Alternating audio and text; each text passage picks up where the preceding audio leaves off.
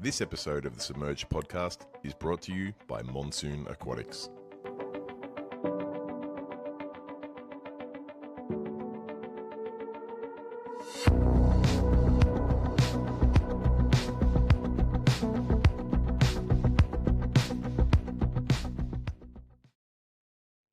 Welcome back, everyone, for another episode of the Submerged podcast, deep dives and Aussie vibes. I've got both the Sams with me again, boys. How are we? Yeah, doing good. Doing good. Good, mate. And not everyone can see you. We'll put up a few snips, but Dedication is there. Give everyone a bit of a rundown of what Sam and I can see. Oh, so look, I was leaving school this afternoon and we'd obviously run through what the run was for the episode, which I'm sure Jared will tell you in a minute, but it's all about myths, busting myths in marine aquariums. So I thought, what better to bring the lab coat and safety glasses and go proper mythbusters on it. He is full on in character, ready to bust these myths. I love it. I thought you just felt left out that Sam and I wear glasses all the time. You needed to join the crew. The truth, I actually do have glasses I should be wearing on the computer. So anyway, these don't work, but at least my eyes are protected. I was assuming they're not prescription safety glasses. No. Look at them. Bulky as. Yeah. Nice. But there'll be no coral fragments making their way into your eyes, so you're safe. I believe you got some trivia for us, mate. Cool. We're ready to hit it off, straight into it. Straight into it. Yeah. Keeping with the theme again for Monsoon Aquatics, I've got some true-false questions that have been organised by some of the Monsoon staff. So I picked a couple and I thought I'd go maybe 4 true-false today. Does that sound all right? Yeah. Mm-hmm. We'll go Sounds like great. half a point each and you kind of lock it in. And then if you both get it wrong, you both get 0, or if one of you gets it right, or you want to fight it out. All right, so let's start off with the first one. All right, Monsoon Aquatics was named the Australian Exporter of the Year in 2021. True or false? Yeah, I'll go Lock true it as in. well. I'm going true straight off the bat. Yeah, the only thing I could have wrong on that is the year, but 2021 rings a bell. I'm going to go with that. What a trick year in there, wouldn't it? No, I'm just kidding. Yes, it would be a shame. You're both right. So yeah, the Australian Exporter of the Year 2021, which is incredible because I'm pretty sure you go up against all the exporters of everything in Australia. Do you not? I would assume so, yeah. Solid, Yeah. and 2021 being obviously during COVID, so there you go. All right, half a point each. Off to a good start. I like it. All right, okay. let's go back to 2023. All right, true, false. Did Monsoon produce 25,000 frags in 2023? I'll say false. I'm going to say it's more. I don't mind that answer, but just to keep it interesting, I'll go true. Okay, Jared was on the money there. I won't give a bonus point for total number, but they have given me an exact number here. So it's significantly 60,000. larger than 25,000. It's 89,317 frags. Ooh. That's what I was going to say. You did mention that earlier. You should have just said it out loud. All right. Half point to Jared. Sweet. All right. Third one. Okay. Ooh. The iconic hammer Monsoon collects in the Northern Territory, is it a walling hammer? True, false? I'll go false, branching. Yeah, I'm going to have to go branching as well, I think, yeah. You guys know too much about Monsoon. You're both on the money again. Yeah, so I wanted to go the opposite to just try and give me a chance to level up, but I'm like, no, I'm sure it's branching. I can't pick the other it's path. definitely branching, so the Para-Ancora. So I'm not specifically sure which iconic hammer they're referring to because I know they do a whole bunch of really cool branching hammers, but yeah, that is a false. So they it's a branching. All right, and the final one. So you get half a point each on that one. Ooh. All right, Monsoon's first captive spawn Scully baby was sold at the 2023 Sydney Pet Show. True, false? Ooh. 2023, did you say? I'm going to go false. I'll go true. It sounds about right. I reckon it was sold online. According to what they've given me, it does say the first captive spawn Scully was sold at the 2023 Sydney Pet Show. Yeah, so Jared's got it there again. Did you get all those right, He's Jared? got it. He did. I did, Mate, yeah. Okay, I'm going to go harder. I'm going to go back with them and say these are too easy. No, or please I'll give you the question specifically. Give me a number to the closest 10 of how many frags they produce, and you'll have to get it in the 89,000 number. Jeez. That would be brutal.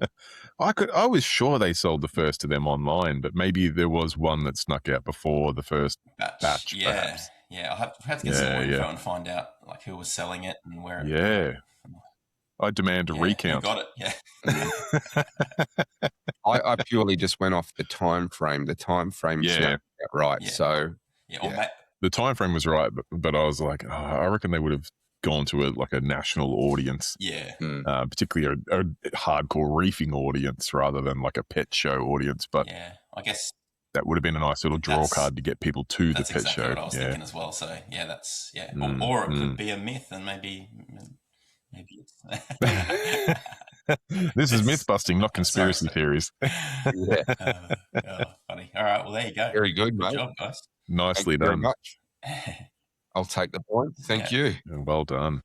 So as Sam's mentioned a few times there, we're busting some myths today, and the reason why is I don't know about you guys, but I've just been seeing so many questions and comments and stuff online, probably mainly Facebook, where a lot of those pop up, and it's just very interesting some of the responses that you see people come back with, and we're not here to call anyone out in this episode. It's just, I don't know, us three again having a chat like we always do, and yeah, for sure. With our knowledge that we've got, I think we're definitely not the be all end all authoritarian on this, but if there's things that we think are myths, we'll share it with you. But collectively, we have been around for a little while, I guess, in the industry and in the hobby for a little bit. So we've seen our share of, things come and go and change and all that kind of stuff. So absolutely. Yeah, I think we have our chance to kind of answer some questions for some people who aren't getting what they want online.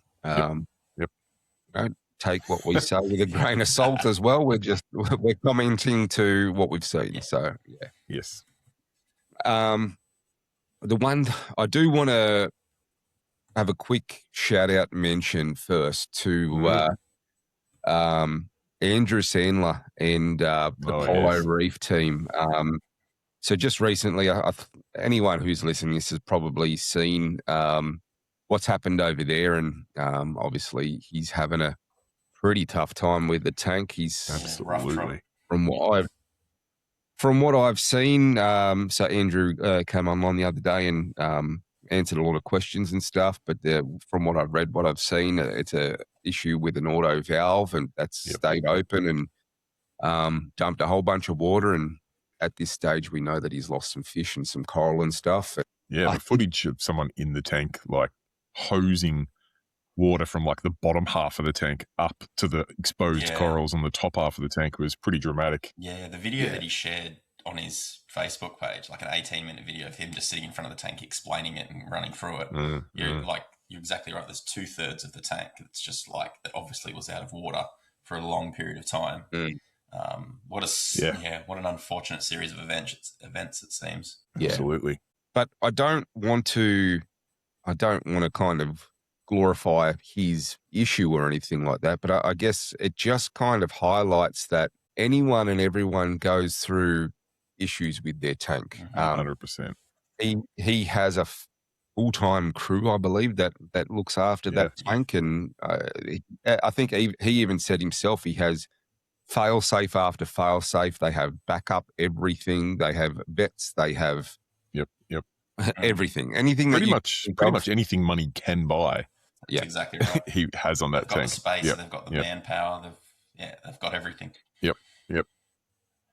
So even if with all the money, all the knowledge, everything, small things can happen, and issues arise, and sometimes you can't even plan for some things. He certainly didn't plan for this, and I think he said a few times there that he thinks he thought of everything, but obviously didn't think of this one. So shout out to him and his crew. Hopefully we hear a little bit more about how bad it really is soon, and I'm sure he's got plenty of help there to try and rectify things and get things back online. But we're all following and wish him the best. Yeah. Definitely. I did see one comment in particular I saw that I thought was exactly what he needed to hear. And I mean, there was hundreds, if not thousands, of comments saying, we're thinking of you and all the best, and let me know if I can help. But someone said, Andrew, these disasters happen to everyone.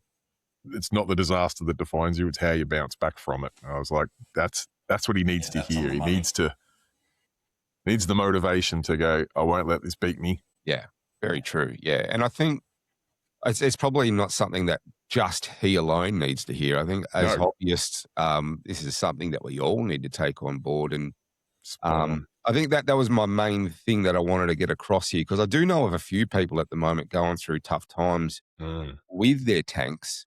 It just seems to be an endless loop of issues or whatever it may be. And, this just goes to show that it literally happens to everyone. We've seen a few people kind of go through some big ones this year. So, yeah. Yeah. Some even close to home. There's been some big tank failures down here, which I won't name names because they haven't come out yet. But there's challenges for everyone at all levels in this game, which is tough. Well, I guess we get straight into it with some of these myths that we need to bust. The first Sam's not wearing safety glasses and a lab coat for nothing. Let's bust throw some them myths. at me, literally. I've got PPE ready to go. I guess I'll kick us off. This is one that I get at the shop a lot, and it's smaller tanks are always better for beginners. That smaller tanks are easy. I think the main reason why people go towards small tanks is because of the cost. Obviously, you put the cost of a 45 centimeter cube up against a 7-foot peninsula. There's a massive price difference, and for sure.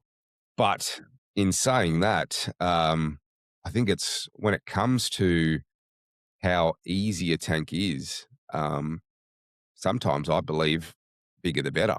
What do you guys think? Yeah, there's a few layers to that myth, I think.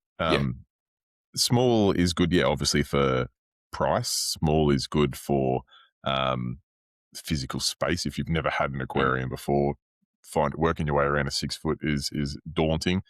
Scaping something that big is daunting. However, when you're talking about stability and things like that, obviously the bigger is better. I agree with you. I partially agree with you. The sentiment that I tell most people is to go as big as you can with the budget you have to buy quality equipment. Yes. The last thing you want to do is go, look, I've got enough money to do a 2-foot really well with good quality equipment and set it up properly, or I could DIY a bit and buy some secondhand gear or buy stuff off Temu and make a 6-foot work. It's not to say that's not right, but particularly if you're a beginner, I think that's a difficult path. Buying secondhand gear is good, I think, for experienced reefers. They know what they're looking at. They know when things aren't working. They may not need to lean on their local fish shop for support as much. But if you're a new reefer that needs to know, things that all new reefers need to know, how to tune your protein skimmer, what schedule to put in your lights, all these sort of things. It's a bit cheeky if you're buying that stuff secondhand or you're buying it off, Alibaba or something, and then you go into your local fish shop and say, can you help me set this up? Yeah. It's probably not going to get you too far in the hobby. So I don't know. I think buying quality gear as big as you can go, which I recognize is a little bit of a contradiction because quality equipment as big as you can go typically means a lot of money. But that may be, if as big as you can go is a 90-liter tank, then that's as big as you can go. No trouble. At least you're going to have good quality lights, skimmers, pumps, and things on it. And then you can use that knowledge from your local fish shop, or if it's a mate you're buying it off, or whoever it is, someone can guide you through it, help ease some of those early learning curves. And I think going into a new hobby, you automatically go, I'm just going to dabble or get something small set up, just a little setup. Then we'll kind of build from there. But I say myth too. I feel like obviously larger tanks have way better stability across all the chemistry of the tank. They've got obviously the more water you have, the better, I guess, buffering capacity it has for different things. So if something's going wrong, it's slower in bigger tanks, but it happens more lethal in small tanks. Whether you're talking temperature or trace elements or toxicity like ammonia and all the rest of it. So Yeah, but I agree. Bigger Yeah. would be better to start with, given whatever you can with your money. Yeah. Yes. Yes. The one thing I do also see a lot is the smaller tanks are often the stepping Mm. stone Mm. into something bigger and better. The amount of times I've spoken with someone or had someone come into the shop and they've started with a water box all in one Yeah. or something like that, and 3 months later they're like, "This isn't big enough. Yep. I Yep. Yep. need I need a 4 foot. What have you got? What can you get me?" This is a And solid point. even still from there, like from 4 foot, they've gone and the next year they've gone to 6 foot. So Yep. yeah, kind of. If your end goal is, the 6 foot tank, I'm not saying that jump straight in and get your 6 foot tank, but Come on, Jared. Bring out the salesman in you. you, you're Come going to on go. down to You need a Bespoke 10 Aquariums. foot We'll at take good care of least. you. If you're going to start with that 45 centimeter nano, and then upgrade from there, like you've pretty much tripled the cost of what Yeah. Yeah. the Yeah. hobby is for Exactly right. yourself as well. So it might be sometimes worthwhile just saving your pennies and going, this is what we want eventually. So let's just save and get that rather than, you know. But And I guess everyone needs to dip their toe sometimes as well. Like not everyone sticks to the hobbies. I know I've had many hobbies over the years and not all of them have stuck. So yeah, yeah. definitely going against with the myth, I guess. Sometimes, starting small is a good way to kind of see if it is something that is for you Yeah. or not. Yeah. Busted. Put a busted on that one. Some busts, so many. I guess that leads nicely into the next myth, which I'll get started, about starting in freshwater. So, like, you must start in freshwater before jumping into saltwater.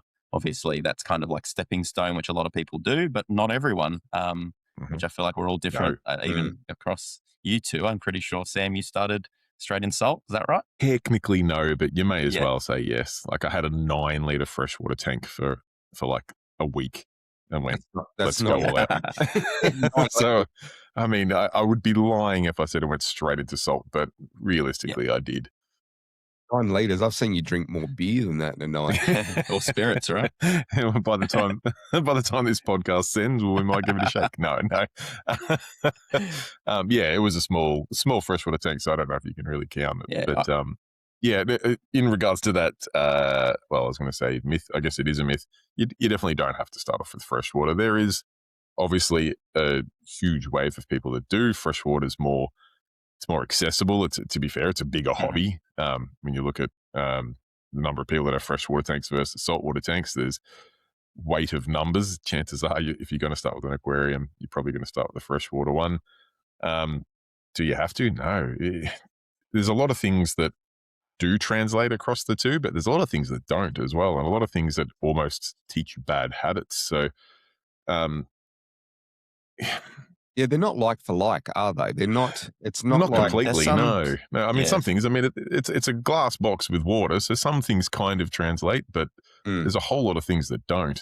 And I guess Yeah. if you Yeah, I often talk to people and they're like, "So how hard is it really?" And I'm like, it's very similar, but you're just looking at different things, Yeah. right? Like what's important is in a reef tank isn't so much important in a Yes. in a freshwater tank. So that's the real difference there. But I guess the freshwater side of it, kind of people look at it as the easy step. For sure. Again, it's the stepping stone into the reefing side of it. And there's been a stigma for so many years now that saltwater is just so hard. It's near impossible. It's so expensive, and it's as hard as you want to make it yourself. Really, at the end of the day, like For sure. we've spoken many times on this channel about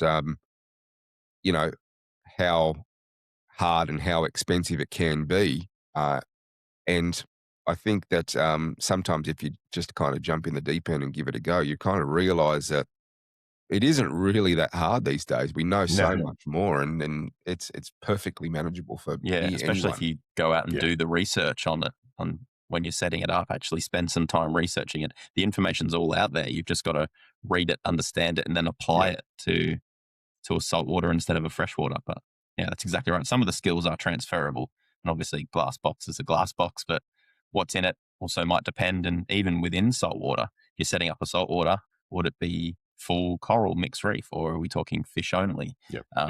Which can also, kind of draw in the other parts. That doesn't make it so hard. Some of them easier. Yeah. Yeah. Absolutely. I think Sam, you touched on a little bit just before then that they can they can kind of teach you bad habits. Each each side of it, freshwater to saltwater, like they can kind of like I remember my main duties of having a freshwater tank was like gravel Mhm. vac Yeah, and yeah. weekly water changes, and I would change my rockscape up and all kinds of stuff, and none of that is transferable into the Mhm. reef tank.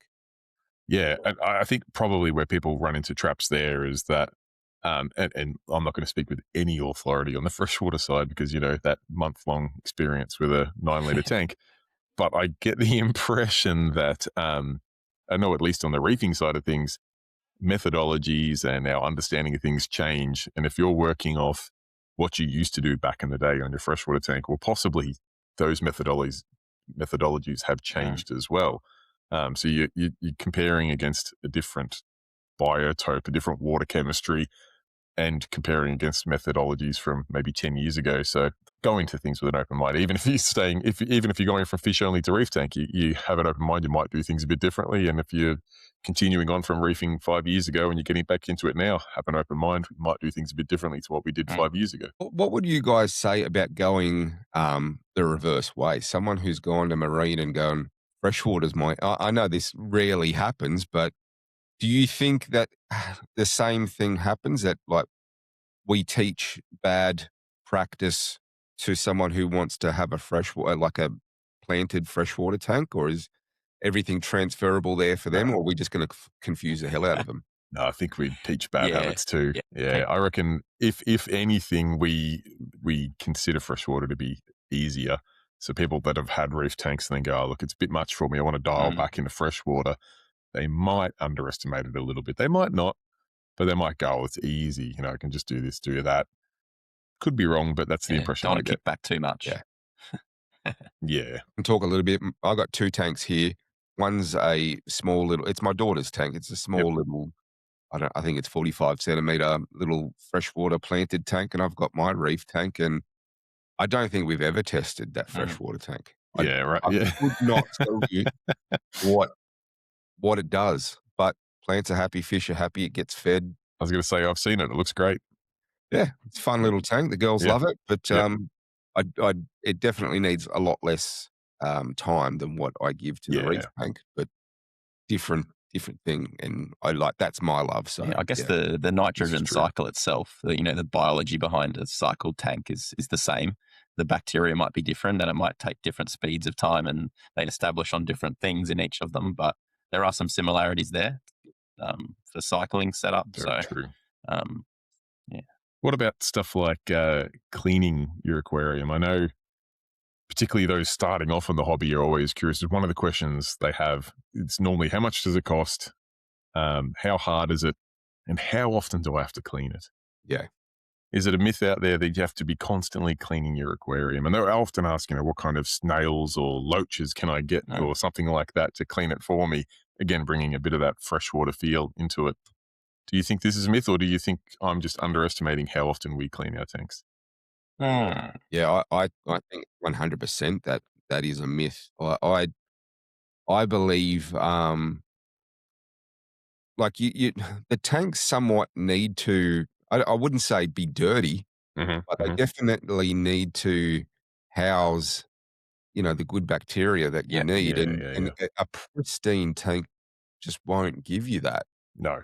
And I think part of the problem there is, we have things like social media and stuff now, and we see these Insta-worthy tanks and stuff, and um, they look pristine. Like the water near looks like Yeah, like it's floating. invisible, Yeah. and the sumps are perfectly manicured, and there isn't a bit of detritus on the bare bottom glass and stuff. So, but those tanks may have gone through, a day of maintenance the day before filming. So For sure. it could have been, a little bit of false kind of promotion on that tank as well. So, but Mhm.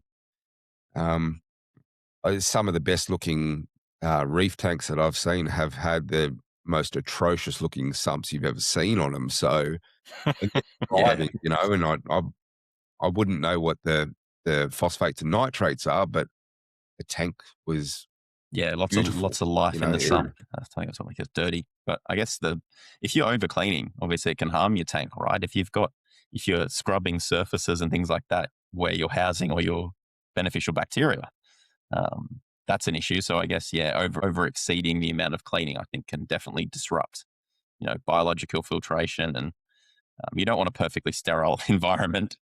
It's definitely no. No, yeah, definitely not. I think maybe the only thing, and it might be something that people get mixed up with in this space, I separate cleaning your aquarium and cleaning the glass of your aquarium. I Good think point. people often underestimate how often you need to clean the glass Yeah. on a reef tank. Particularly if I know I'm going back a couple of myths now about the freshwater thing, but particularly if you've come from the freshwater side of things, people are like, something's wrong. I have to clean my glass every 2 or 3 days. I'm like, oh, yep, That's no, standard. that's Yep. pretty normal. Yep. But that's all. Like, you shouldn't have to be cleaning your back wall, the sand, the sump. Shouldn't be doing that every 2, 3 days. But glass, yeah, sometimes it does. Every tank's a little bit different. I know some tanks, they can almost have like a afternoon shadow on the glass if things are happening in there. They can clean it in the morning, and by the time 3 or 4 o'clock comes, you can already see the glass is a bit dirty. Yep.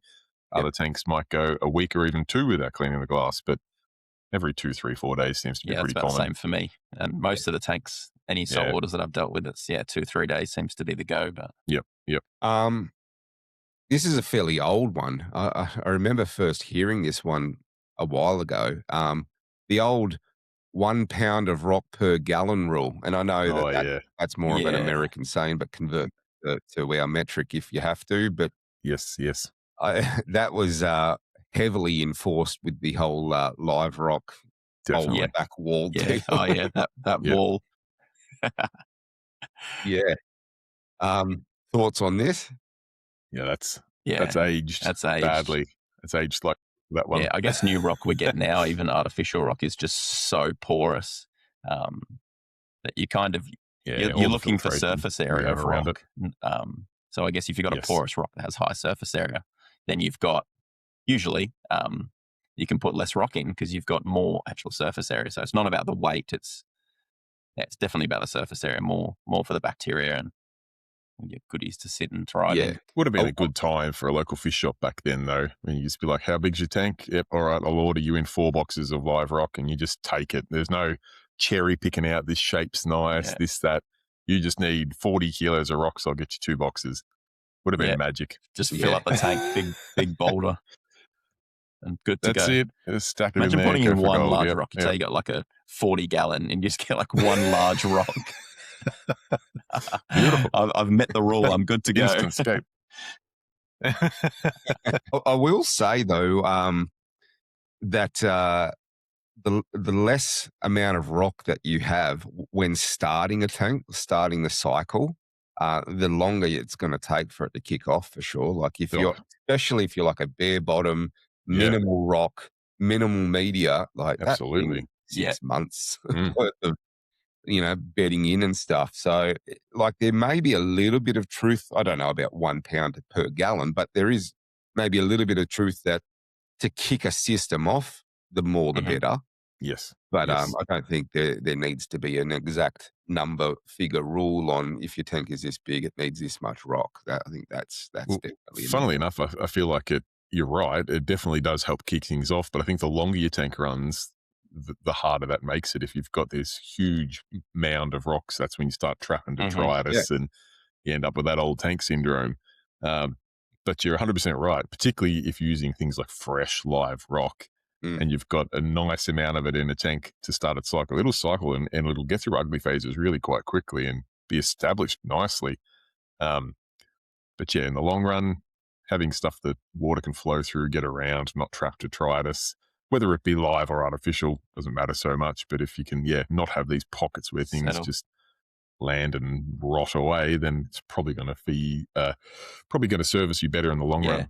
So what do you guys reckon then? Obviously, like you said, it's 1 pound of rock per gallon is the myth, but what would you recommend now for, say you've got a 4-foot tank, a standard 4-foot, how much rock are you putting in this? What's weight-wise? What do you reckon? To me, it pretty much only depends on the type of look that you want, the type of fish you want to keep, and the type of corals you want to keep. It's purely to service those rather than its primary purpose being biological filtration.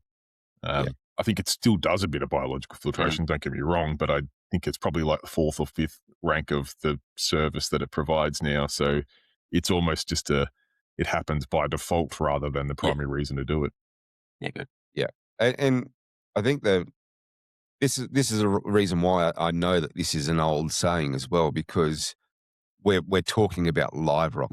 Yeah. But we bring it into 2026, right? And we go, 1 pound of rock per gallon rule. Well, that really depends on what rock we're using. Even when it comes to artificial rock, like if I've got 6 different types of rock in the store, they all weigh differently. So 1 pound of rock in this versus 1 pound of rock of live rock, I'll get a box of artificial rock compared to 1 boulder of live rock. So 100%. That is outdated big time. So I guess just fill your tank till it kind of fits your needs in a way. It gives you the look you want, gives you the habitat for the fish you want, and if you're going to have coral, somewhere to stick them, and try to have that long-term focus in mind. If you go in sticks, they're going to grow.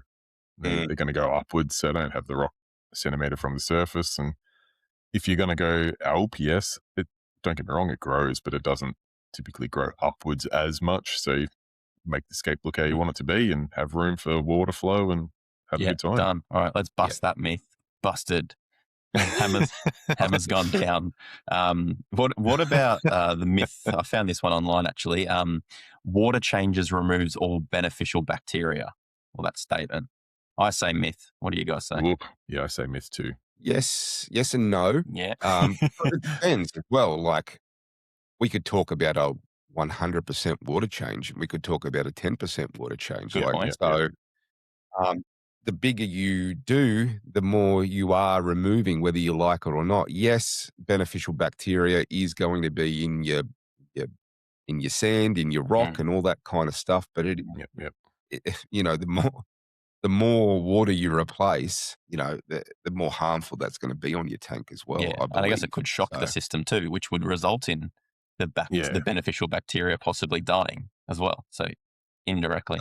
It won't physically remove all of the beneficial bacteria, but there might be a byproduct of you doing such a large water change that it dies off, and then you lose from that. So that's a yes fair and point. no. Depends. I look at it almost on the flip side. The reason why I say this one's busted is because I know when people set up like a 2nd or a 3rd or a 38th, whatever tank it may be, and they go, don't worry about the cycle. I'm pulling water out of my other tank. Yeah. I'm using all cycled water. And I'm like, it doesn't work like that. It still will cycle. I even know people that have plumbed in tanks. And when I say people, I know there's at least 2 of us on this podcast right now that have plumbed in tanks to their running display tank and still see a cycle in that tank. It has the water and access to all of that bacteria. The new surface area still has a cycle. Whilst I agree, a big water change can shock things which may kill off bacteria. I don't think it technically removes much of it. I think most of your bacteria is surface-based, but I'm no expert in that field. But you could shock it and kill it. But the flip side of it, by using cycled water, and I said that funny because I'm trying to show my rabbit ears, cycled water doesn't translate. It's not going to cycle a tank for you. Yeah, agreed on that. So sort of busted, sort of not. Half hammer? I don't know. Well, I guess we go back, like, who's doing a 100% water change? Like, if you're doing a 100% water change, you have a problem with your tank. So bacteria is probably already up the creek. You have a problem. Anyone who's doing normal water change or, then I don't Yeah, think if you're trying to big tackle some phosphates that have risen a little bit, you shouldn't be doing Yeah. 100% water change. It's going to cause That's you all not the sorts of way. issues. That's not going to fix it. No. That's right. Yeah. So yeah, it is busted, I would say. Busted. Nice. What about? I'm not sure if you guys have come across this one at all before, but there's some out there that think that fish can't feel pain, that they don't have that capability in them. What do you guys I think on think that? the reason why this one has come back is because the science has actually shown both previously that they do, they don't, Oh, and it's kind of yo-yoed back and forth. That's why you can't trust these scientists in lab coats and No, safety especially glasses. not on podcasts.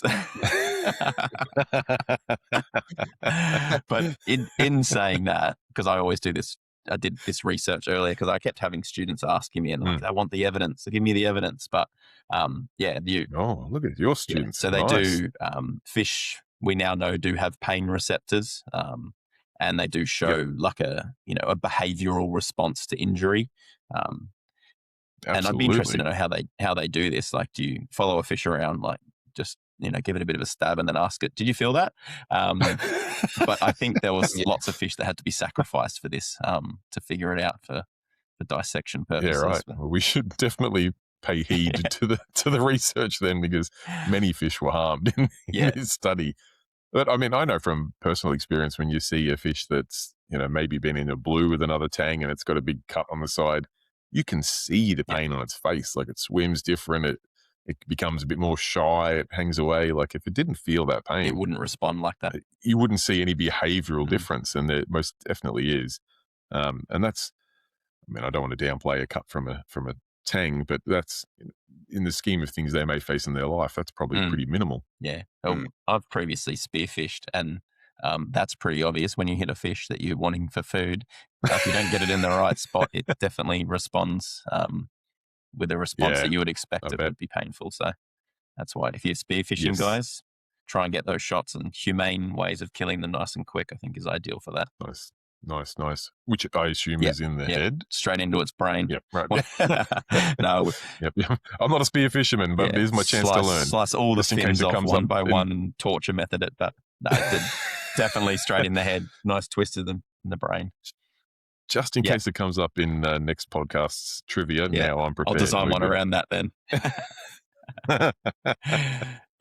So this isn't one that I've ever really, I haven't heard too much of in the past. But I guess the only thing that I can kind of see, I guess, is like, if you ever put like a new fish in your tank and it just goes through a baptism of fire from the other fish nipping fins and stuff, it's not like they just swim around like nothing's happening. Like, they cower into a corner and they're like, I will hide as much as I can to get away from you. So there has to be some kind, it can't just be instinct. There has to be some kind of pain there for them to go, get away from the guy. Yeah, I don't want to do this anymore. I feel like when I look at a fish that's been bullied with their baptisms of fire, I swear they sit there and they look at you and they've just got those eyes that's just like, help. Why did you do this to me? I'm feeling pain, help. Yeah. Not just me. All right. They go straight to the one with the lab coat.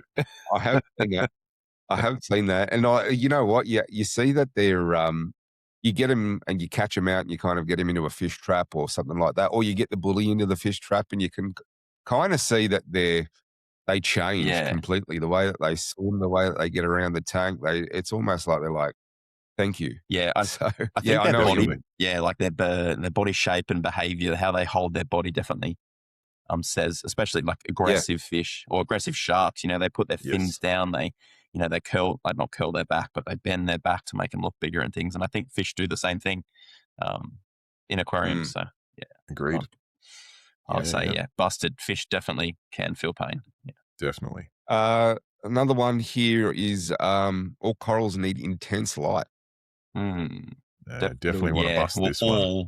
All corals might be, well, when we won't talk about NPS because they need no light. But, myth busted. Moving on. They're busting it straight away. Exactly. But like, this is also, not everything needs intense light. There's such a vast array of corals that need totally different things, and some Totally. do need intense light and some definitely do not. So, Yeah. yeah, And Yeah, simple as that for me. exactly. I think, I mean, don't quote me on this, but I'm pretty sure someone, maybe even on this podcast before, has told us that corals have been around on this planet longer than we have. They've adapted to all sorts of scenarios, and the ocean's a pretty big place, and not all of it's, shallow lagoons with, 2,000 par. A lot of the time it's quite dark, it's quite murky, could even be under ledges, and some corals grow in there just fine. yeah, all of it like Yeah. Are they always the pretty ones? Maybe Yeah. not. But are there corals? and Sure. softies and LPS and those corals that are obviously not using light at all. I guess they're the exception to the rule, right? They sit quite low par, like you said, under ledges, caves. Yep. Yeah. I'm a pretty firm believer that corals will adapt to near whatever light you'll give them, whether they'll love it or not, but they For will sure. somewhat adapt. Like, you got to think about, especially wild caught coral, come from wherever. They could be 2 feet underwater getting smashed by sunlight, or they could be 30 feet deep. Yep. But they come from there into the supplier's holding yard, which could be, under massive halogen lights that are mimicking the sun. They could be out in those outdoor raceways and stuff as well. And then from there into a shop, which, well, let's say they're normally not well lit, because why would you waste, Yep. heaps of money on coral that's hopefully in and out within a week? Yep.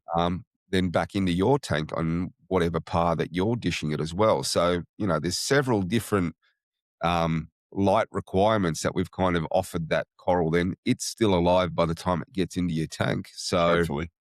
yeah. And I feel like the sun itself no- obviously is generating a huge amount of par that we could probably never recreate yes. in a closed environment. Correct. So I guess in some areas maybe, or in specific points if you've got really intense light targeting one area. But for blanket spread of high par, they're never going to reach anything like what you get in the ocean, right? And it goes the other way too. There'll be some coral that we're giving more par to than what they would get wild. Like some of these scollies and stuff where they're if you were to put them in your tank, you've got 300 par on the base. That's possibly more than what it's getting in the wild in some locations. For sure. Yeah, definitely. I think that's a bit of a myth busted. Not everything needs intense anything, in my opinion. No, yeah, they're a lot more adaptable than we give them credit for. Yeah, for sure. All right, flowing on going back to the fish can't feel pain myth, what about the myth that you hear everywhere? Fish grow to the size of the tank. How do we feel about that? Yeah, you bet, mate. My dolphin, he stopped at about 8 foot 8 inches long, swimming around in my tank. He's never going to get any bigger. Yeah, All my is great good. white in my tank's doing really well at 30 centimeters. Well, I don't know about you guys, but my guppy's 4 foot long. Oh my days! Damn, got him in a big tank. You must have him in a massive tank. That's incredible. He's in a 3 foot tank. I think I mean, jokes aside, like I think there's a hint of truth to this, and I say a hint, and I mean a very fine slither, and not in the way that means you could keep a great white or a dolphin. You probably could keep a guppy if you don't have too much salt, but you may stunt the growth a little, but it doesn't mean that fish is going to be suitable to live in your tank. Like, it's probably not going to get 4 foot long if it's, a tank that's a 2 foot cube, because, well, one, it physically can't. But just to survive and to be able to turn around, it'll probably do some funky stunted growth that will not end well. Yeah, and I guess either. that stunted growth leads to other things internally, right? If they are stunted, if they've been in a small 100%. tank for a large period of time, they are going to be, there might be organ damage in there, and the size of the organs might not be what are needed. Spot so on. I guess that will result in a smaller fish and a lifespan that's reduced. But yeah, exactly. Yeah. Hence why I say a hint of truth, I think, because a fully happy and healthy fish probably is going to get bigger. One that's not in a great environment and is not so healthy will possibly stay a bit smaller. Is it going to grow to the size of the tank? Absolutely not, though. It's going to grow to the size that it physically can. I guess it's genetically based, right? That's it. Well, I will say that I'm with you a little bit here, Sam, that I think there is a little bit of truth to this. And my reasoning is the first thing. So anyone who dives, right? The first thing that you hear from anyone who's dived is gone, holy crap, I didn't know that fish could grow that big. For sure. You just see the size of that tang, and you could say that about any fish. Like you can see yellow tangs in the wild that are bigger than your hand and stuff. Yeah, How many have you seen in a tank that big? So thicker than your arm almost too. Yeah, fat. yeah. So yes, definitely. There's reasons for that fish in the wild. We have no idea how old it is. Yep. But we know how old most of our fish are in our tanks. So, we can kind of say that, he gets this big over this many years. That fish could be twice the age. That's why he's that big. But, I've seen some fish that are quite old and they're still of a normal, size. I've got one in my tank. I've had a sailfin tang in my tank who I got off a guy who had him for, I think he said he had him for 5 years. I've had him for at least 5 years now. So he's a 10-year-old sailfin. And I've seen other sailfins that are over dinner plate size. Mine's only probably hand size, maybe a slightly bigger. So I feel like there is a little bit of truth to it, but definitely. I mean, like survival of the fittest in the wild too. Like the biggest, strongest, most healthiest fish is the one that's going to survive. The one that's a little bit stunted or isn't quite as muscly might just get snapped up by Phelps' great white in his tank. So yeah, that's likely. There's got to be a part of that. And also, as much as we try, how can we fully replicate exactly what you can't? Yeah, these fish see on the reef? Like everything, flow, food, the environment, predators, all of those things. Like we cannot replicate that at all. And some of that possibly or probably does lead into growth and all of that as well. So most definitely. I think I kind of maybe sit a little bit on the fence to the point where I'm just like, I'm not really sure, but from what I've seen, it looks like my fish have stunted. Probably just not as dramatic as the examples we gave of the big shark or whatever. I think maybe I'm still going to go with this myth being busted in that I don't think the size of your tank is going to change the size of your fish. I think just there is a difference of fish in the wild and fish in captivity. Yeah. Well put. But also to your busted as well, this is not saltwater related. I know this is a saltwater podcast, but have a look at some of the goldfish that people have in bowls over the years. Like goldfish is definitely a fish that, and koi fish to an extent too. They're just a fish that will forever grow and grow quickly. People think that they'll put it in a little bowl in their kitchen on the table and think they'll have it there forever. But my brother's one of them. He had goldfish for 6 years in his bowl without a filter in it. Just like crazy. Yeah, so, I've seen things online with like a 2-foot koi in a 2-foot tank. Like it literally is. Snap! That's not good animal husbandry at all. But no. they're on steroids. Some of those fish, they just keep growing and they get big. Probably couldn't even turn around in a tank. Well, probably not the example you would find in that goldfish tank with a 2-foot koi in it and a 2-foot tank. What about the myth you hear? Possibly less these days, but definitely a few years ago was the big thing was that zero nitrates and phosphates mean you've got perfect water. What's your thoughts on this? Oh, that's a we can bust that. We can bring the hammer out hardcore on that one. Not even any hints or slithers of truth to it. I strongly believe we need nitrates and phosphates in our tank to some extent. Like I don't believe they should be high, but I don't believe they should be zero. No, I think zero lends as much problems as what super high nutrients does as well. Yes, I think we're potentially where we run into trouble with this one is if you look at natural salt water, if you take it from some pristine reefs, you'll see what looks like zero nitrates and phosphates, but it's just very, very low nitrates and phosphates, maybe lower than the resolution of our test kits. Yeah. And that there is a continual supply of that very low nitrate and phosphate, where when you translate things to our tank, where it's a closed ecosystem, if you have very low nitrates and phosphates and a bit of that gets consumed, you then have zero nitrates and phosphates and you run into That's trouble. exactly right. And the corals are going to starve, right? It's going to lead to like a full system of ultra low nutrients. It's going to result in all the corals starving.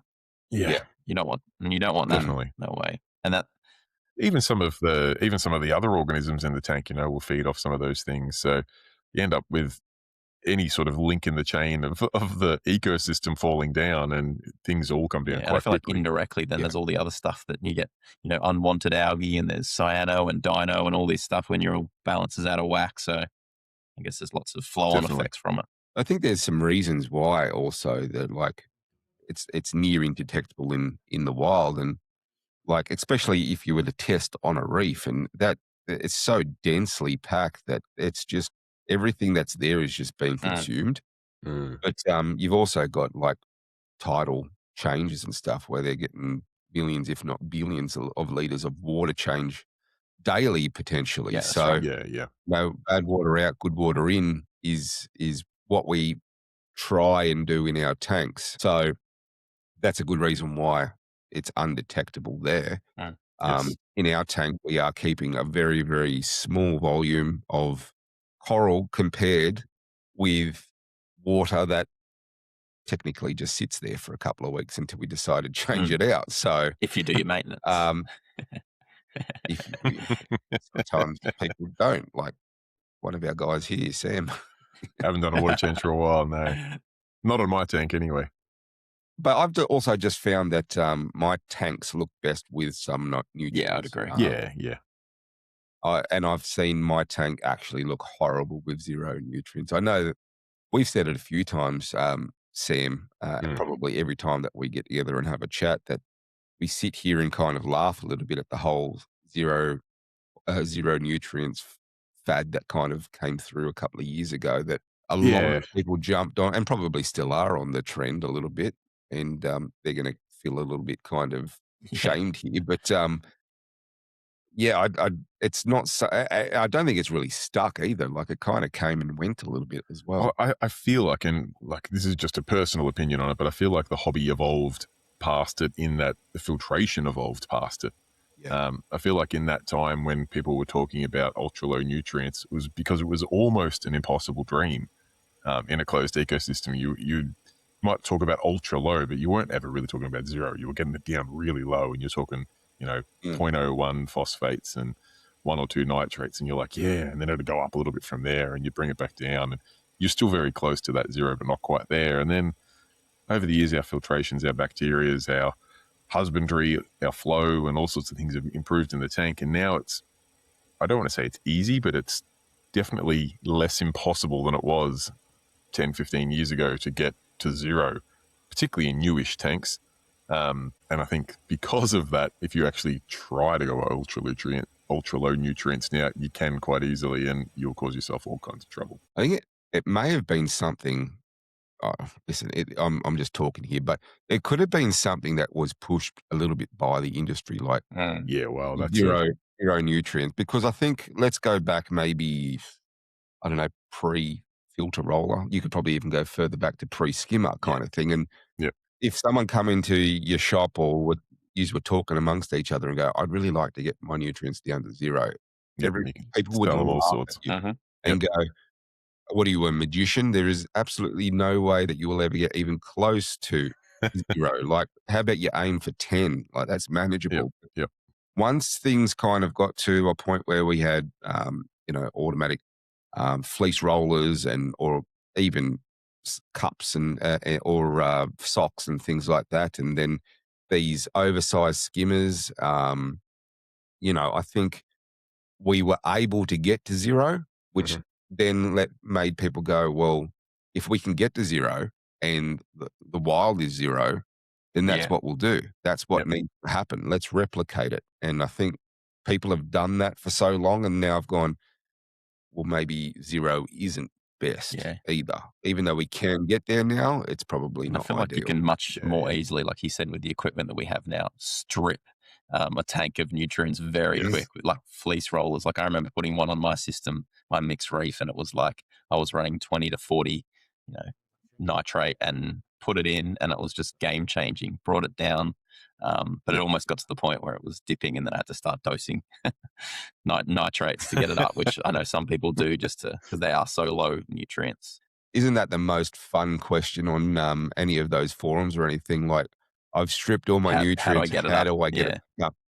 And just cue 100 people going, feed more. Yep. Oh, thanks, mate. Well done. Yeah. Feeding does help that. What about the next myth? I guess it kind of leads in that the myth of saltwater aquariums are really difficult to keep, which I think we've kind of might have answered a little bit anyway about the fact that I feel like we've got to the point where we've got so much automation and equipment, and it's got to the point now that it's maybe it is easy. So I might partially, bust that myth. But how do you guys feel about that one? I feel like we're really good at continually moving the goalposts in this hobby. I feel like once we have this innate need to make this hobby difficult. So once we've mastered something, we're like, all right, well that part's easy. I'm not interested anymore. I want to move on to the thing that you guys said was impossible last year. Let's make it possible. Then by the time it'll get reasonably easy, then it'll be super easy. Then I don't want to do it anymore. I want something more difficult. It really wasn't long ago when just keeping the fish alive was considered a challenge. Now, like you're talking like aquacultured fish and stuff are near on bulletproof, and you can have them in almost sort of any sort of style of filtration in your tank, and you'll be able to make it work. Some of the corals back in the day were like brown softies only, and they were kind of considered like replaceable. Like it was a matter of how long you'd keep it alive, not if you could keep it alive. It was like, will you keep it for 1 month, 3 months, when or it will 6 die, months? not if it will die. Yeah. Exactly. Yeah. So we've just evolved past that. And like, it really wasn't long ago when gonies were considered, like Goniopora was considered like impossible and was a temporary coral. Yeah. Now, like we frag and aquaculture them, and we've got all sorts of different variants. We're really good at just keeping our foot on the accelerator and keeping this hobby difficult, I should say. Sorry. When you strip that back to what I think 94% of people getting into the hobby actually want, and most of them are like, I want a pair of clownfish and maybe a bubble tip anemone. When you look at that, the hobby is really, really simple. Yeah. Unfortunately, those tanks aren't the ones talked about online so much. It's the ones with the crazy automations and the coral you've never seen before, and the negative space aquascape and things like that. That pushing those envelopes, which is cool to see, and some of that is difficult, but it doesn't mean that the entire hobby is difficult. Yeah. Now, I would probably bust this one. I would say that this is a myth for two reasons. The one reason would be a lot of equipment have made it considerably easier over the years. Yep. But I think the main reason is the knowledge that we have around things these days compared to what we did have. Like Sam was just talking about brown hammers and everything like that. I remember my tank 15, 20 years ago, whatever it was now, it was brown hammers with the boulder wall and all that stuff. I dosed by hand. It was pretty much like everything was supplemented by a water change. Yeah. And it was kind of the like, how long am I going to keep this thing alive for? Whereas now we kind of know so much more. A good point would be Fragorama last year, and just listening to different people talk about their knowledge points. Like we had guys from Raving Reefs talk about macroalgae, and then we had the guys at Monsoon talk, and Lyle Squire talk about propagation of coral and all that kind of stuff. And these conversations weren't even spoken about at some point. Like, not they were probably spoken about, but not so much in the hobby. Like we've gotten, we've now turned behind the scenes conversations into standard conversations in the hobby now, and I think that that's where we're all learning a little bit more. And further to that as well, I think we're also kind of quick to help each other. Like we have somewhat of a community in a way, where we're all kind of here to kind of just have a chat about things and, you know, fix each other's problems and stuff as well sometimes, which helps. But I think the biggest hurdle is once you just get your head around things like what you need to test for, what Yep. the main requirements are. Once you get over that, then it kind of becomes um, fairly easy. It's the initial kind of once you get into it, it just seems like you're just downloading too much information too quickly Yeah. sometimes, and that's what kind of makes people go too hard basket, like it just Yep. can't be done, kind of thing. Mm. But you start to kind of learn these things, keep the information, and then it just kind of filters from there. It just continues. Totally agree. I've got a quick one here. Go for it. Go for it. Bristleworms, one of my favorites. Oh, Yeah, in the finger or or where? Where else? Where else have you had a bristleworm, Sam? Jeez. I put my head first in the tank. So. when I say bristleworms, is I just love seeing the conversation come up about Yep. them. Yeah. Yep. Yep. It's like weekly, isn't it? Online. It is like the newbies will go, "What is this? Is it good for my tank?" And people will be like, "No, burn your tank, burn the house," and we'll just say, Such trolls. when Brilliant. realistically, are they as harmful as what people say that they are? No, they No, cop a lot of unfair blame. I think they get caught with their hand in the cookie jar, but it wasn't them. They get caught Yeah. on a dead coral, and people go, "They killed my coral." Nah, they're eating the dead coral. Something the coral's already dead. They're just there cleaning it up because they are cleanup crew. Yeah, I've never had them in plague proportions because I've seen some clips where you've got like people that Oh, have yeah. like moving sand beds Yeah, when you yeah, feed. I feel like that might maybe be the exception to the myth because I feel like it gets to the point there where they just kind of they start to eat the fish and everything before anything else can Yes. get the food and everything. So, but I love bristleworms in my tank. I think they're a great little cleanup crew. Pick up a rock and move it to a new tank, and it's got bristleworms. You're like, yeah, sweet, got some cleanup crew. Yeah. No, they do a Yeah. good job, I think. But to your point there, Sam, anything in plague That's proportion true. is This is true. like coral in your tank in plague proportions is going to kill coral. This Yeah. is true. It's going to kill fish to a point. Solid Yeah. point. Yeah. Anything that you have an abundance of is no good. So bristleworms is the least of your problems if you've got coral warfare happening. That's true. Yeah. But for like, I guess there's plenty of pests that kind of get this, this automatic kind of these are bad guys type thing. Yeah. And I think it's a little bit unfair because a lot of it really is just cleanup crew. It's part of the ecosystem. Nothing to stress about. What about if you well, you can tell me, Jared, you've got a bare bottom tank. Do you get bristle worms in a bare bottom tank? Uh, Still only- get them? only if I've had I've put in live rock. Yeah. It's been a fair while since I've had a live rock bare bottom tank. Yeah. But yeah, definitely you will. I don't know how well they survive, but they'll Yeah, live they'd have to a get while. some nice spot to burrow into the rock. Yeah, Yeah. Yeah, Well, they can be picked on too by fish, right? Like wrasse and other things absolutely. do Yeah. eat them. So if Mm. there's no place for them to shelter on the sand and they're not in the rocks, then you might not see them because they've been picked off. That's it. Bon appetit. Yeah. Well, speaking of bare bottom tanks, what about the cycle?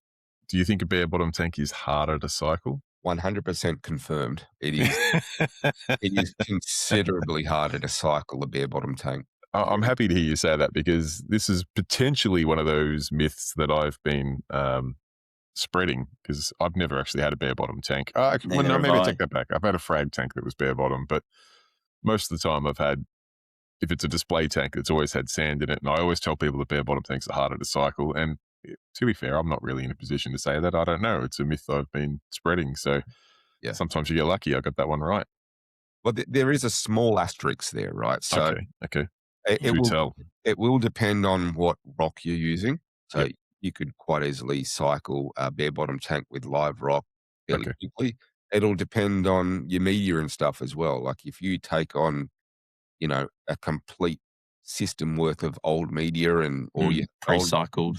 that you kind of Yep. you plumb in as well, then no, not that hard. But if we're Okay. talking a brand new pristine tank with new rock, new everything, Yep. yeah, like Hard work. if it's a month to cycle a normal tank, it's 3 to cycle a properly cycle. I don't mean just ready for fish type thing. I mean like you've got beneficial Seen some bacteria. stability and There's good biome in the tank, all of that stuff. It's ready for coral. It's triple the amount of time, I believe. takes time. And you think that's just because of the difference in surface area? I mean, obviously sand adds a tremendous amount of surface area. The sand probably gives you more surface area than the rock Yeah, in arguably. the Yeah. initial stages. Yeah. Yep. There's just so much surface area there for all of that bacteria to populate and grow and take over and stuff as well. Yep. So yeah, 100% confirm that one for me. That is not a myth. That is truth. Fact. Yeah, Fact. I'll hold the hammer on that one then. Take that one to the bank. Yeah. What if you're cycling a tank, Jared, and you put a fish in? You cycle a tank with a fish. Do you Get a think that little should bit be of used? ammonia in there. What do we This reckon? is pretty old school. Well, Yeah, actually, I like this one. the old school one would be throwing a couple of dead prawns in. Definitely. I've seen Yeah. that. I know people still do that. Yeah, I did it with my last tank. That was a couple of years ago, but It still works, but Woolies prawn.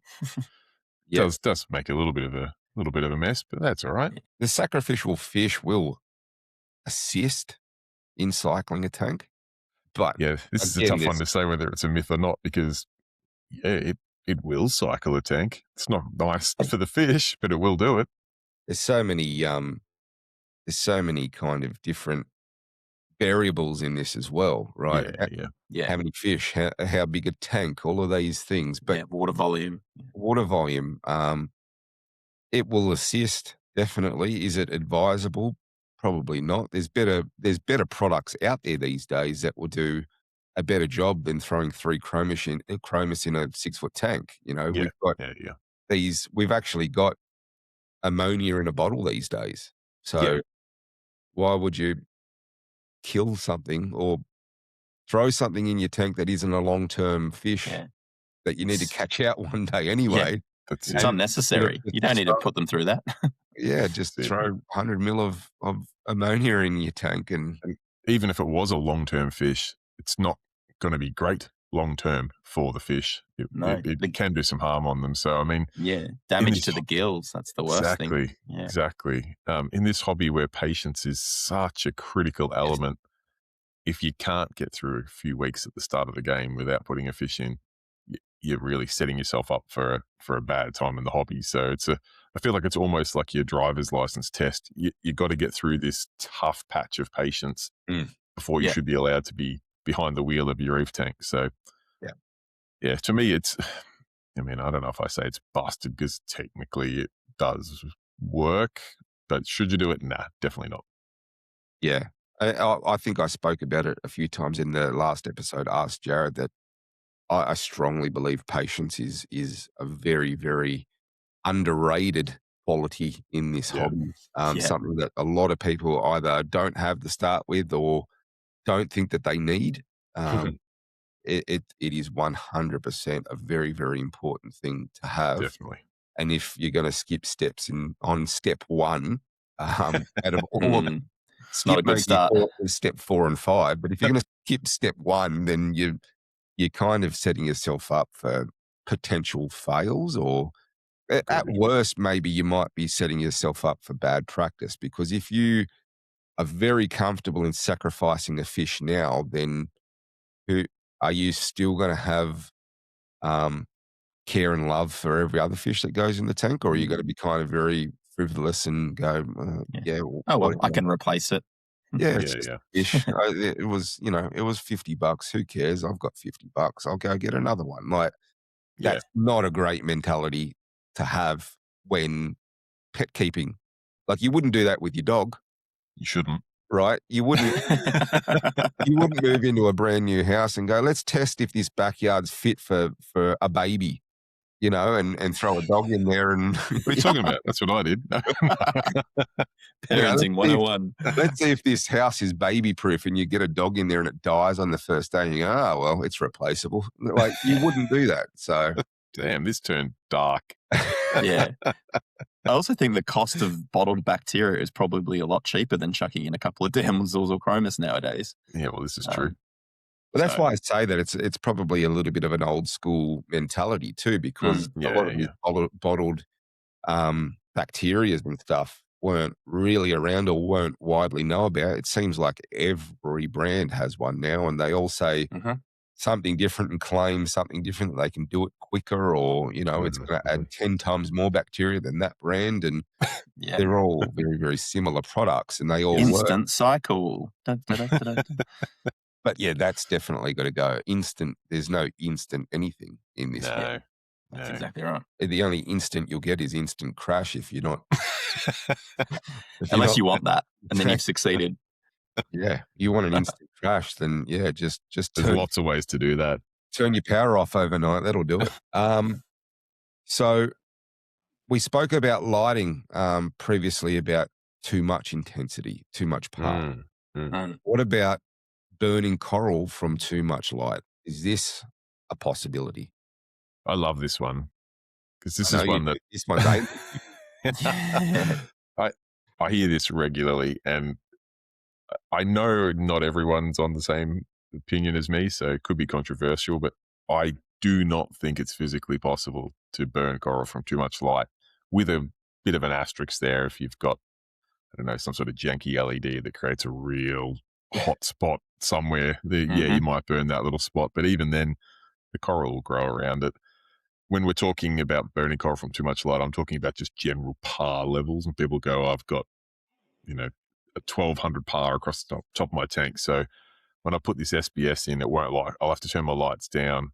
I'm like, you got to be kidding me. That was collected from this reef.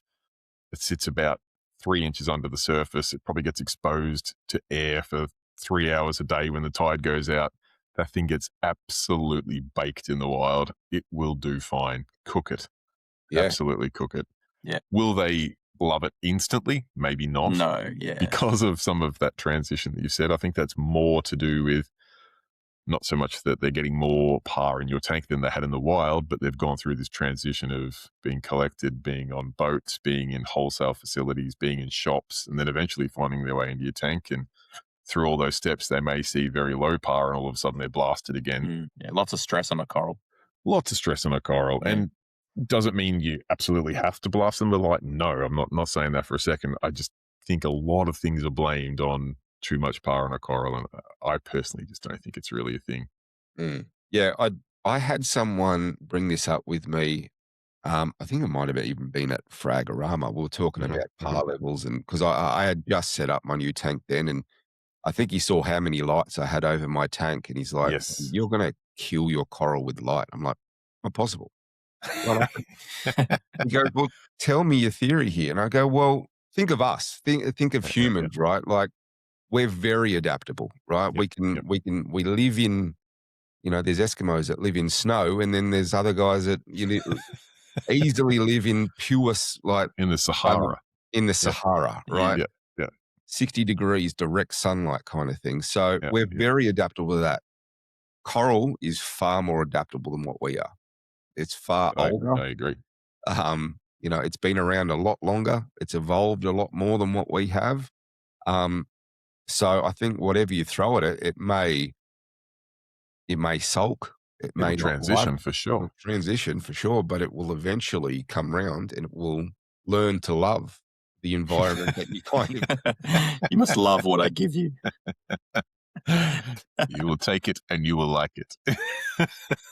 I think a lot of people say, well, light killed my coral. I think my theory to that is I think your coral already had issues, and you're blaming the light more than anything.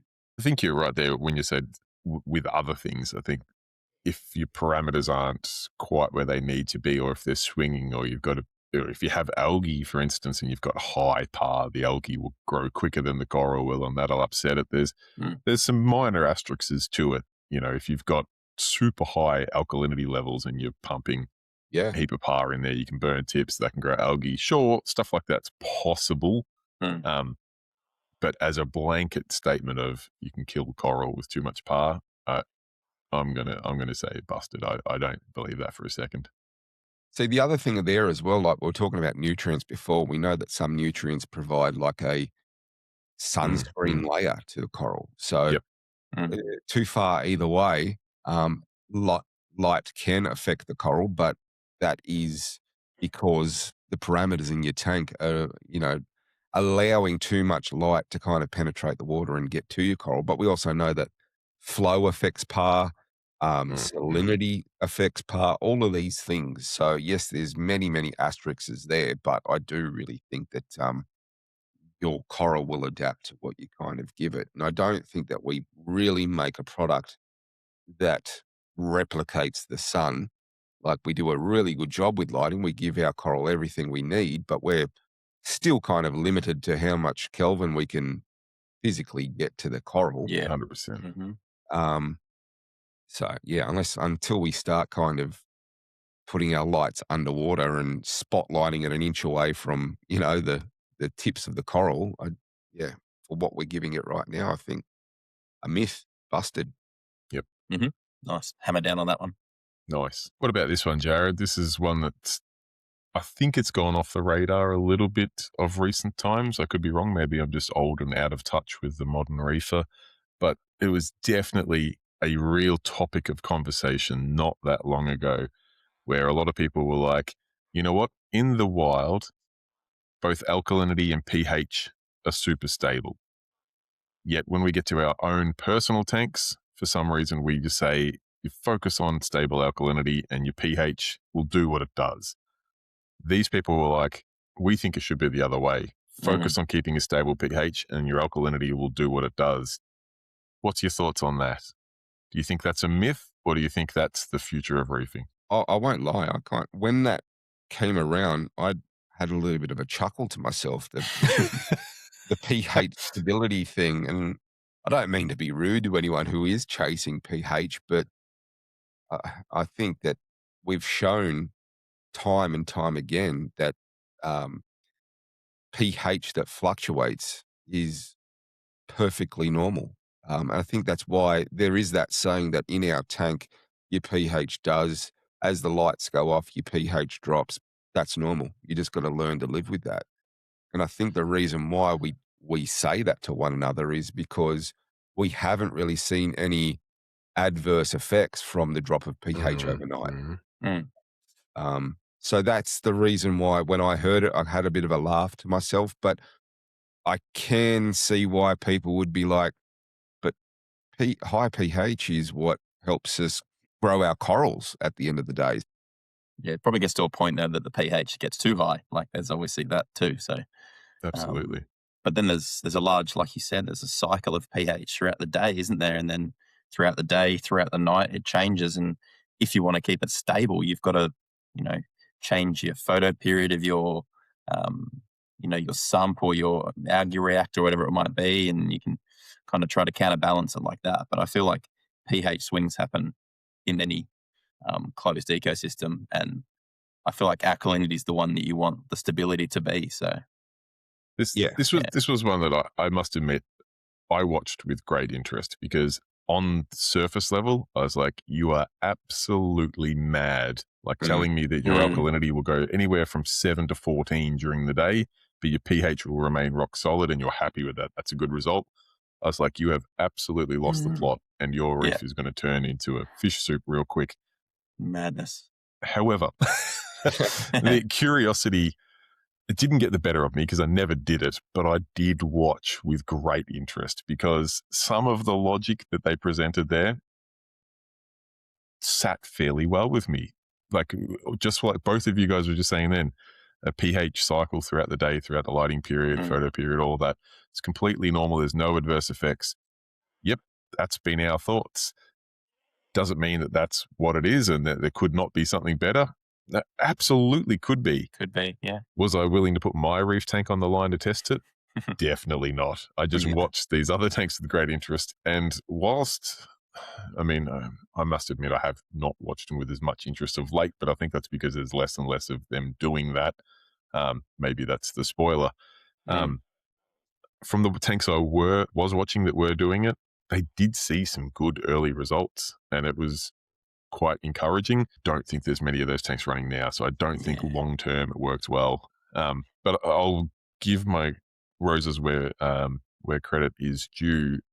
The early results they got with the seriousness of the alkalinity swings they were having throughout the day blew my mind. I never expected that sort of level How of big success. of an alkalinity swing are we talking from these people? Some of these people were going from like 7 to 13 within a day, like within a 24-hour period. Their alkalinity could fluctuate that much. Wow. But they had things like it would dose alk based on your pH. So to keep your pH at 8.3, it didn't matter what your alkalinity level was, doesn't matter. If we got a dose alk, we'll dose alk. Which, like I said, surface level I thought was absolutely comical. And then I thought about it some more and went, I'm not going to do it, but I will watch because I'm super curious. But this is also, going back to your point earlier, changing the goalposts. Yeah, exactly. Spot on. We know what works. We know really well what works now these days. 10 years ago, if someone said this to me, I'd be like, might be worth a shot. But now, like you look at some of the best tanks in the world.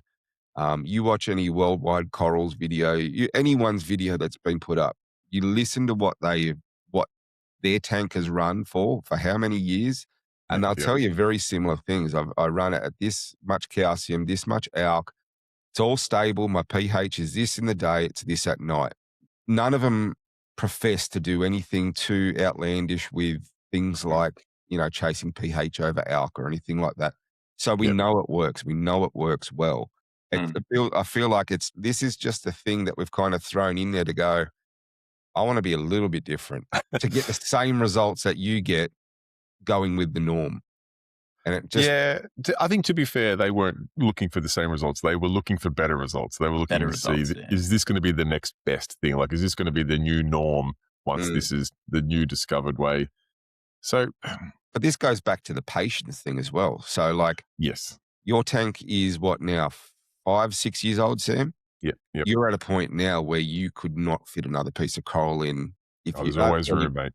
Always room. You're now trimming back your tank to get more in, right? Definitely. So 5-6 years, you've gone from sticks to a full-blown, outgrown tank that you would love to possibly get a few more pieces in, but you can't. So with patience, that's happened. It hasn't been that you've gotten there in 2 years and like, I get you. Trying to kind of get somewhere quicker. The journey is just as good as the end result sometimes. Well, I never said they're trying to get there quicker. Yeah, true. They're like, I'm not.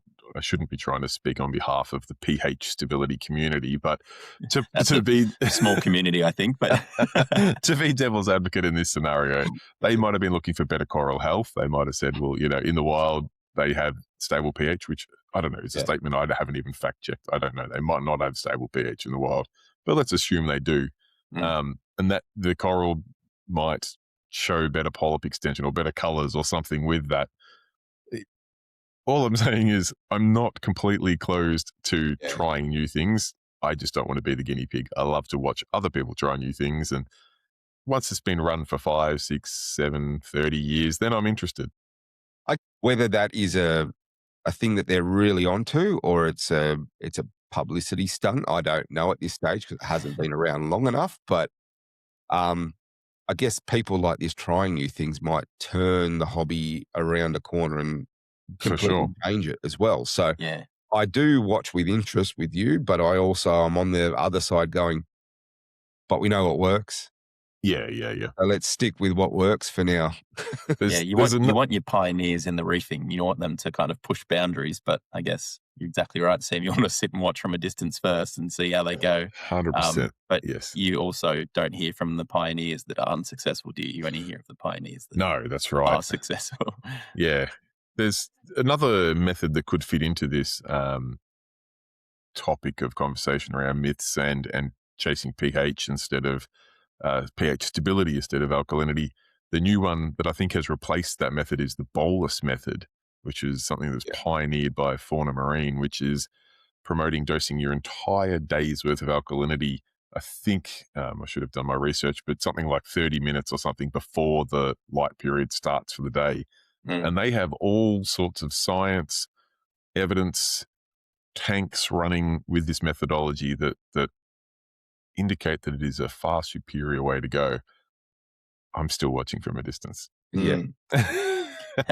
As you say, Jared, we get good results the other way. I really need a very compelling argument to change things, particularly when, I don't know, to me, that doesn't seem natural. I'd much rather spread the dosage out over 24 hours, try to keep it consistent. When these disruptors come into the hobby, and not suggesting for a second Fauna Marine have just entered the hobby, they've been here a long time, but when a new approach comes into the hobby and it literally takes what we've known and flips it completely on its head, it intrigues me, and it shouldn't. It's very dangerous. Dangerous slope, that one. Yeah, I can't help but get intrigued by some of these approaches and go, let's see how it goes. I tell you what we do have in this hobby. We do have plenty of people that just don't sit and accept things. Yes. It's almost like they're like, I don't want to be another sheep. Like, so I'm all for the weird and wonderful. Whatever is what against everything that everyone else is doing, I'm going down that path. There's plenty of those people. And I think that's why there are people out there, whether they're doing it because they want to make a buck to kind of corner the market, or whether they're doing it because they genuinely think that this is the next best thing. This is going to change the industry.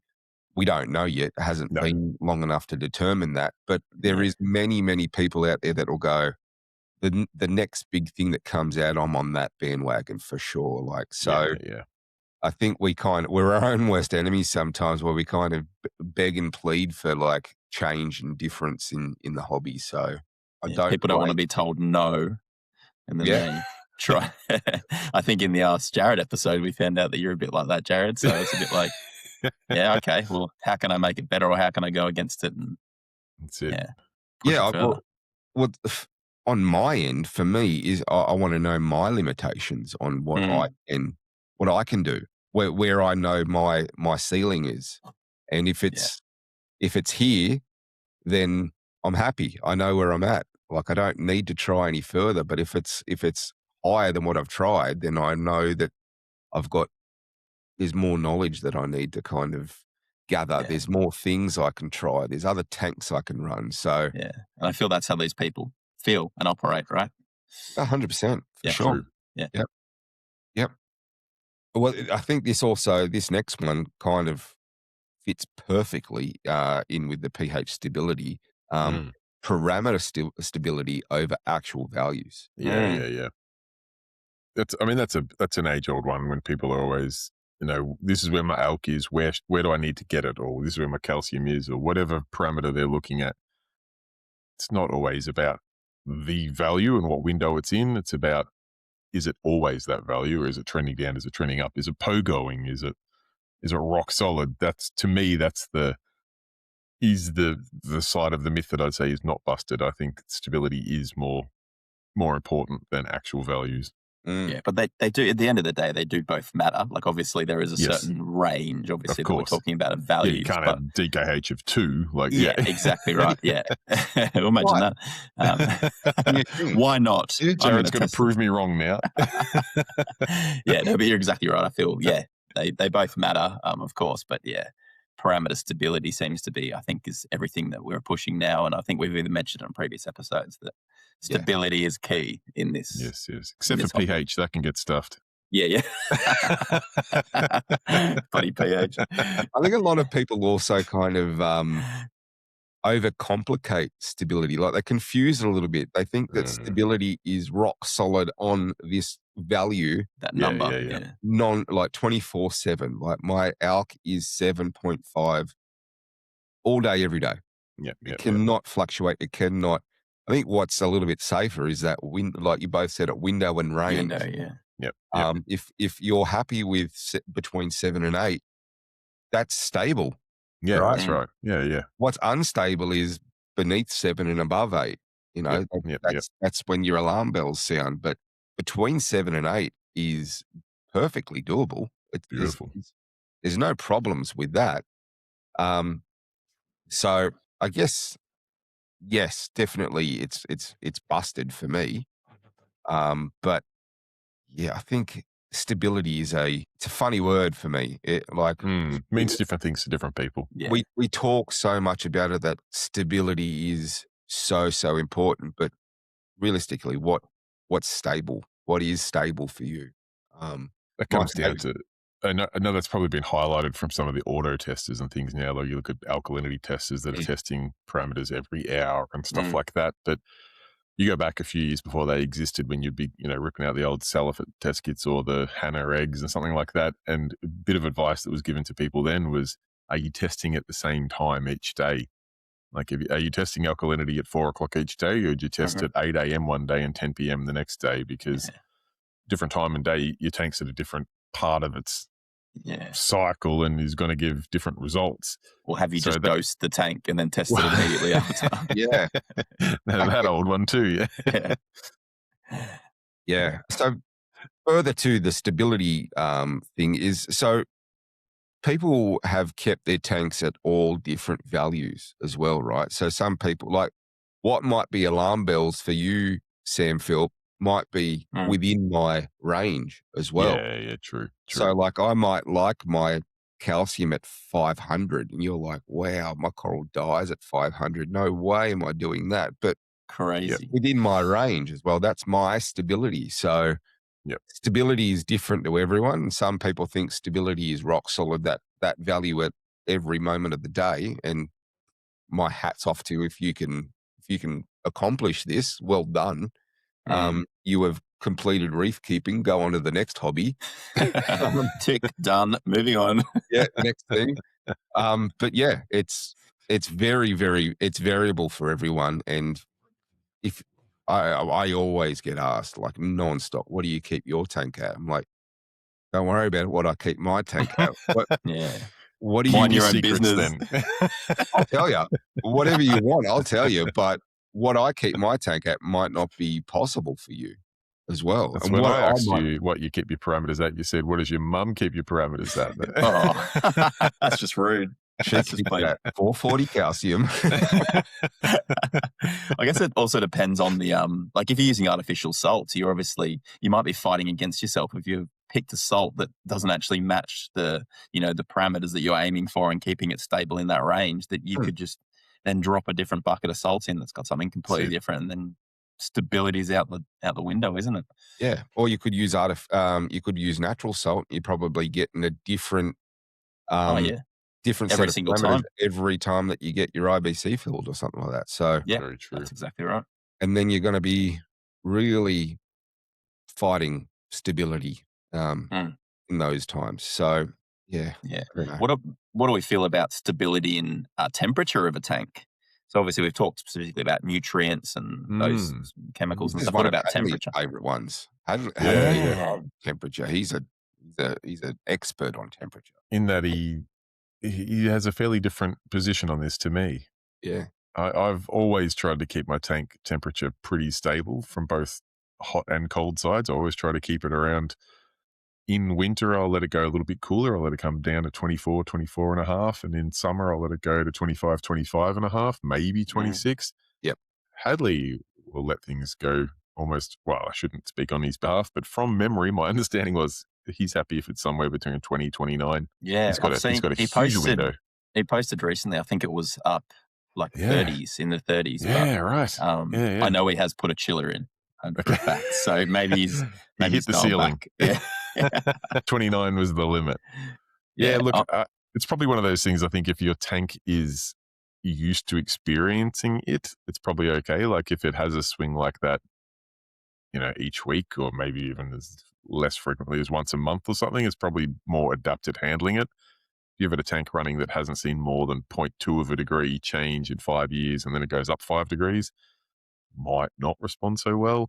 But I'm not actually sure. This is one I don't have an opinion on if this is a myth or not. I'm all ears. Yeah, for coral, I guess it gets to a point that, like, obviously the ideal range is 24 to 26 is what we keep our reef tanks, but some corals in the wild can deal with heat stress that gets to a Yeah. certain point, but it's when it's sit at that prolonged temperature for long periods of time, it's when it's like can be severe, and that's when we get our bleaching events and all the rest of it.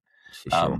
So I guess you will on a natural reef get fluctuations in temperature of a couple of degrees, depending if you're in a Yes. lagoon or if you're in the outer reef, but as a whole, I feel like, temperature stability is you can adjust it a little bit depending on the season, maybe. Like you said, like, house is cooler, so it drops in temperature, but it comes Yeah. back up in summer. It's just how far you want to push that range.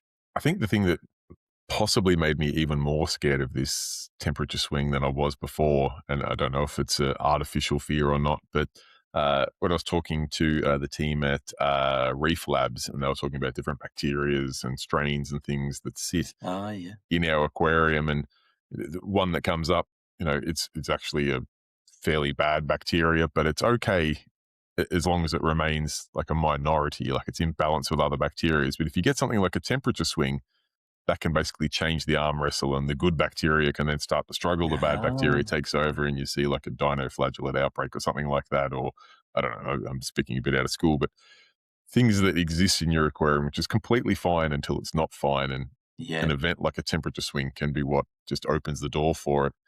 Hearing stuff like that made me go, oh man, I better make sure that chiller is working. Yeah. I for a different reason, completely different take on this. I think temperature is important. Okay. So we've spoken a few times in this episode about how our coral and our fish are so adaptive.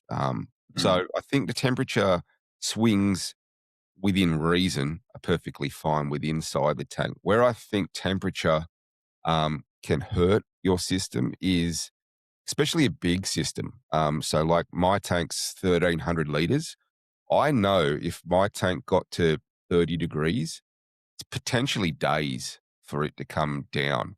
And same Yeah, thing, that's if it got down to 20 degrees I've got two 600-watt Shago heaters, and they do a good job. But same thing, getting it back up to 25 could take some time.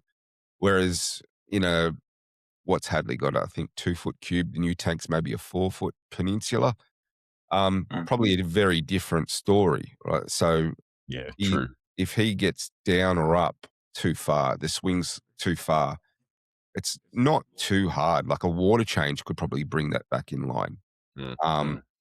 But it also means that my tank gets to 30 degrees and I've got that chiller running for a good 2 days. It's a lot of wear and tear on a thing that's meant to be on for an hour here and there every day, not for 48 hours nonstop.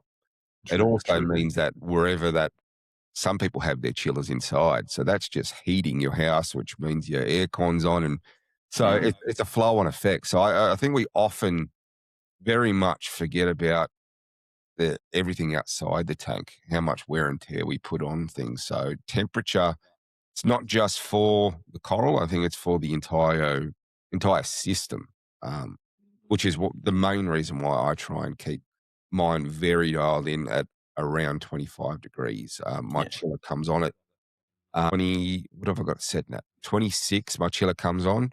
4. My heaters come on. So it really kind of sits in that sweet spot for me, and that's where I like it. It means my chiller comes on for 20, 30 minutes and it turns itself back off. Same goes for the heaters. So I get a very long life out of a lot of equipment like that for that reason. Yeah, putting it on a larger scale, obviously, at being a teacher at school, we talk about what we're all talking about. It's called the specific heat capacity of water, the ability of, water to hold temperature. And you're exactly right. The larger the volume you have, the more it takes, external temperature to bring it up. So in a big tank, you might have small swings, but a small tank, kind of coming back to the first myth about the size of the tank, if you've got a small tank, it's going to heat up more drastically and the swings will be much larger up and down. But if you think about the oceans, they're warming what's it, 1 degree increase on average, I think, is what we've gone up in the past couple of decades. 1 degree is causing all the major issues that we've got across the globe. So the confusing thing, like you would think in our tanks they'd be less capable of handling change through the closed ecosystem and whatnot. And I'm sure someone that understands this, probably you, Sam, can explain it to me. But one degree in our tanks is not a catastrophic event at all. Even if I changed my tank for 1 degree and left it 1 degree higher for the next 2 years, I don't think it would bleach the corals in my tank. But in the wild, that 1 degree does. That intrigues me. I feel like it's the flow-on effects, like you were saying, with certain strains of bacteria, algae thriving at certain temperatures, that when you've got a shift in temperature that might just only be 1 degree, like the flow-on effects and the indirect effects on everything is just tenfold, 20-fold, and then which then just causes massive collapses and flow-on. So that's my understanding. The environment that we keep our tanks in as well. You could be battling against yourself. So if it's a really cold winter, right, and you let your tank get down to 20 degrees, to get it back up to 25 degrees, like 5 degrees, doesn't sound like a lot to us because we deal with that daily anyway. Like from the morning to night, we go through probably 5-10 degrees change anyway. But to bring it up from 20 degrees up to 25 degrees and your house is just an icicle, like you can't get your house warm, you really struggle. Like you might really struggle to get that temperature back up, and vice versa when it comes to heat as well. So, but if you're within like a certain little channel, a certain little kind of buffer zone, bringing it up a degree or 0.5 of a degree is fairly easy. So that's the reason why I do it. But I can understand Hadley's point of view too, that there's no adverse effects for any of his corals. So why bother? So where does that leave us? Do we think this is busted or not? I think we all individually have our own busted or non-busted with this one. Too many factors to control it. Maybe we should make it a more specific one to bust. I guess we need to figure out, are we talking about the livelihood of our organisms in our tank, or are we talking about it on a whole? Because if we're talking about coral and fish, it doesn't really matter too much. But if we're talking, like if I went probably a little bit too deep into it, down the rabbit hole, then it might have an effect. So depends. Nothing like an ambiguous one to round out our myths, eh? Good one to end with, I think. I'm never just simple easy, mate. So really, never. That's why you love me, right? Of course. Well, that's all of them, guys. We got through all. There's probably busted some, didn't we? We did. We busted a lot, actually. We busted a whole heap. You put the hammer down on a whole bunch of them. I want to get this damn lab coat off and these glasses. I don't know how you guys do it. They're starting to fog up. As you see. Too good. That's the episode, guys. But we do have episode 25 coming up in 2 weeks' time. Nice. Where we're going to talk a little bit more in depth about tech. And when we talk about tech, people just go automation and monitoring. That's tech these days. There's so much more tech than what you really think about. So we'll dive into that a little bit and have a chat about all things tech and see if we can kind of, help some people out with it. Give our opinions, if nothing else. Well, I think a lot of people, some tech is fairly expensive, some is a must-have, and I think a lot of people that either whether you've been in the hobby for a little bit or for a long time, a lot of people sit on the fence with it. Some people are completely against it, not needed, and others are like, I couldn't have a tank without it. So I think we'll talk to both sides a little bit on it, so it should be a fun episode. Looking forward to it. Nice. That's episode 25 in 2 weeks' time. As always, guys, thank you very much for being a part of it. It was good to chat to you. Thanks for having us. To all the listeners, get on Facebook, Instagram, all of those beautiful places where you can kind of catch all of our all the social channels, all the places that Mariah's doing all the good work that she does to Yeah. share this wonderful podcast. Yeah. We're starting to ramp it up far further than what I thought we would with the social side of it, because it was just me taking care of it last year. And it was very bland, very boring. Mariah's definitely stepping that up to the next level for us. So It's got a touch more pizzazz in the social media space. yeah, For sure. yeah, and it is the place where you will find all the information for things like when episodes are going to drop, what's coming up on the next episode, little teasers, and even like the competitions and stuff. So if you're not on the socials yet, get on them. It's the episodes and socials go hand in hand, so it's worthwhile jumping on them. But again, yeah, that's the episode done, guys. I'll catch you for the next one. See ya. See ya. Thanks for listening. Be sure to catch us again in a fortnight for the next episode. Find us on all our socials for more updates.